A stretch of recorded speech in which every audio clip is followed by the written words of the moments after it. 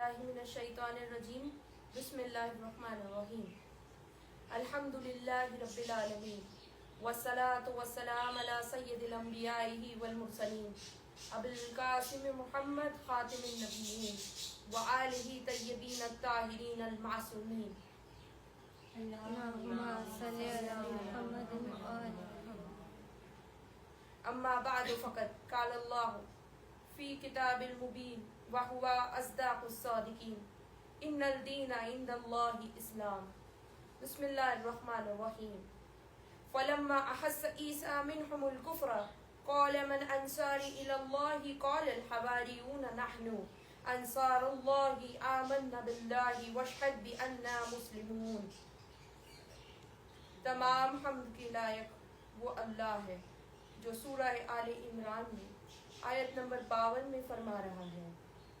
پھر جب حضرت عیسیٰ نے ان کا کفر پر اڑے رہنا دیکھا تو فرمایا کون ایسا ہے جو خدا کی طرف ہو کر میرا مددگار بنے. یہ سن کر حواریوں نے کہا کہ ہم اللہ کے مددگار ہیں. اس آیت مبارکہ سے ظاہر ہوتا ہے کہ انبیاء و اوصیاء، نبیوں، رسولوں کی مدد کرنے والے انصار اللہ کہلاتے ہیں، یعنی خود اللہ کے مددگار. سارے انبیاءوں سے افضل ہے ہمارے آقا و مولا حضرت محمد مصطفیٰ صلی اللہ علیہ وآلہ وسلم، اور بے شک آپ کے مددگار کو بھی انصار اللہ میں شامل کیا گیا ہے. ہمارے نبی نے فرمایا حسین منی وانا من الحسین، یعنی حسین مجھ سے ہیں اور میں حسین سے ہوں. جس نے میرے حسین کی نصرت کی گویا اس نے میری نصرت کی. حسین کا دوست میرا دوست ہے، حسین کا دشمن میرا دشمن ہے. اس سے یہ بات نمایاں ہوتا ہے کہ جس نے بھی امام حسین علیہ السلام کی نصرت کی گویا اس نے رسول خدا صلی اللہ علیہ وسلم کی نصرت کی، اور گویا جس نے رسول اللہ کی نصرت کی وہ انصار اللہ کہلایا. اس سے یہ ثابت ہوتا ہے کہ جس میں بھی روز عاشوراء امام حسین علیہ السلام کی نصرت میں سختیاں جھیلی، مصیبتیں، اذیتیں جھیلی، وہ سب انصار الحسین، انصار اللہ کہلائیں گے. انہی انصار اللہ میں ایک ایسے انصار تھے، نام تھا حضرت حبیب ابن مظاہر. یہ وہ حبیب ہیں جو امام حسین علیہ السلام کے بچپن کے ساتھی ہیں. جناب حبیب کو رسول اللہ کا اصحاب ہونے کا بھی شرف حاصل ہے. جناب حبیب امام حسین کے بچپن سے ہی بہت مودت و عقیدت رکھتے تھے.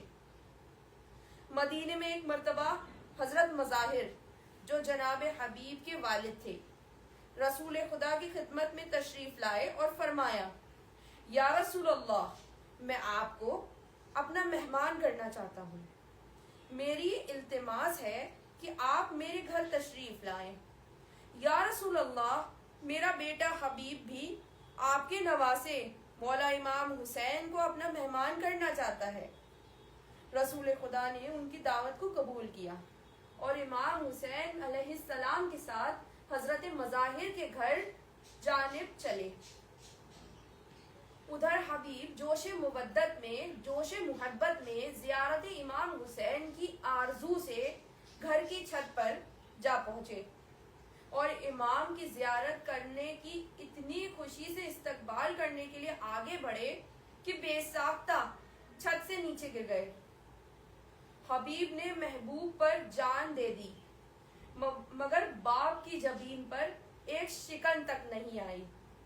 حبیب کے لاشے کو سامنے سے ہٹا کر میزبانی میں مصروف ہو گئے. دسترخوان بچھایا اور شہزادے کے میزبان حبیب موجود نہ تھے. ادھر مولا حسین نے ضد کی کہ حبیب کے بغیر کھانا نہیں کھاؤں گا. جناب مظاہر مجبور ہو کر اپنے نونہال کی جسد بے روح کو اس کے مسیحا کے سامنے لا کر رکھ دیا. یہ فطرت کا تقاضا ہے. میزبان کا یہ حال دیکھ کر مہمان کے دل میں درد پیدا ہوگا، اور مہمان بھی وہ रहमत लिल आलमीन का रहम दिल नवासा हुसैन इब्ने अली। इमाम हुसैन के चश्मे आप दीदा हो गए। रहमत लिल आलमीन हजरत मोहम्मद मुस्तफ़ा सल्लल्लाहु अलैहि वसल्लम ने फरमाया, हुसैन दुआ क्यों नहीं करते, खुदा तुम्हारे हबीब को जिंदा कर देगा।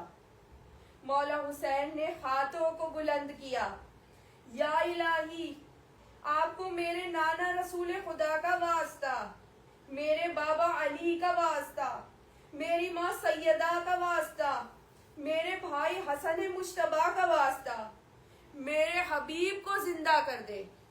इसने खुदा से हबीब जिंदा हो गए।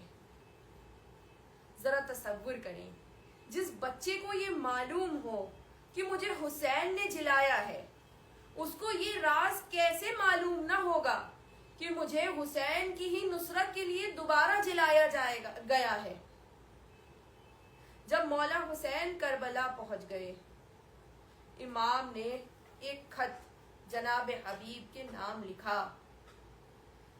वो खत ये था, बिस्मिल्लाहिर्रहमानिर्रहीम, हुसैन इब्ने अली की जानिब से मर्द फकीह हबीब इब्ने मज़ाहिर के नाम, अम्मा बाद।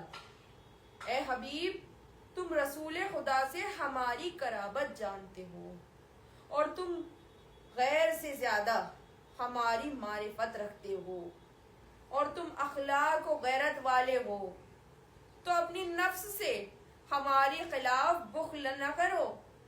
मेरे जद रसूलुल्लाह सल्लल्लाहु अलैहि वसल्लम तुम्हें बरोज़े क़यामत इसकी जजा दें। हबीब समझ गए मौला ने मुझे करबला बुलाया है। इमाम का ये खत पढ़ा और हबीब गिरिया करने लगे। जब ज़ौजा ने ये हाल देखा तो दरियाफ्त किया कि खत में क्या लिखा है या हबीब। मुझे मौला हुसैन इब्ने अली ने अपनी नुसरत के लिए करबला बुलाया है। ज़ौजा ने फरमाया, या हबीब, आप किस इंतजार में हैं? अपने इमाम की नुसरत में जल्द कीजिए। अगर आप न जाएंगे तो मुझे अपने घोड़ा और तलवार दे दीजिए, मैं इमाम की नुसरत करने के लिए जाऊंगी। ज़ौजा का यह हौसला देखकर हबीब ने फरमाया, ए बीबी, मैं तो तुम्हारा इम्तिहान ले रहा था। ऐसा हो सकता है कि मेरे मौला हुसैन इब्ने अली मुझे बुलाएं और मैं उनकी नुसरत करने के लिए ना जाऊं। उधर हबीब इमाम की नुसरत के लिए बढ़े और इधर इमाम हुसैन ने फरमाया, या अब्बास, अली अकबर, कासिम और मोहम्मद, जल्दी जाओ, मेरे बचपन का दोस्त हबीब आ रहा है, मेरा मर्द फकीह आ रहा है।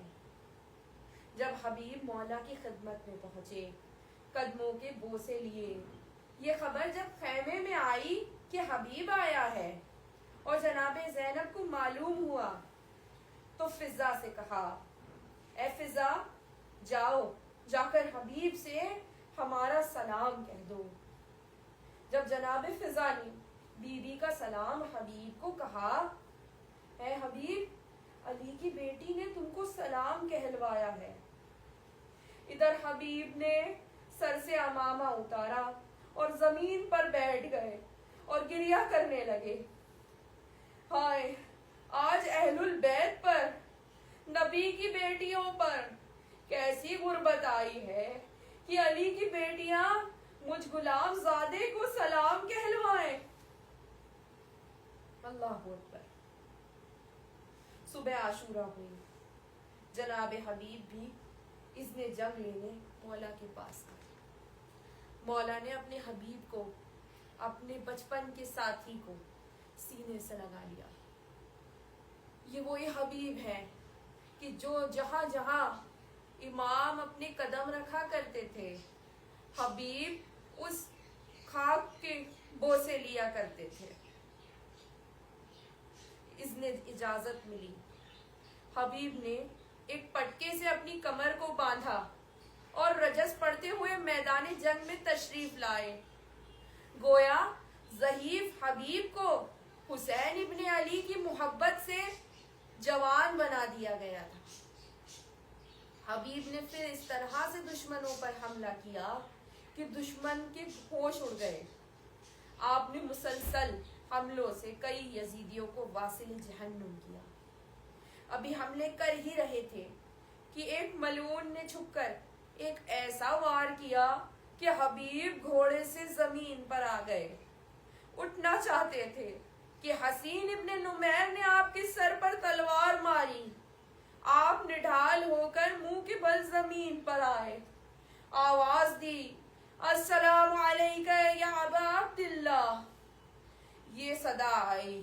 مظلوم کربلا حضرت عباس اور حضرت علی اکبر کو ساتھ لیے اپنے حبیب کے جانب پہنچے. دیکھا کہ ضعیف حبیب، میرا ضعیف دوست، اپنی آخری سانسیں لے رہا ہے. آپ نے اپنے حبیب کے چہرے سے خاک و خون کو صاف کیا اور اپنے وفادار کو اس طرح سینے سے لپٹا لیا جیسے ایک بھائی بھائی سے لپٹا ہو. ادھر حبیب کی روح جنت کو پرواز کر گئی. انا للہ و انا الیہ راجعون.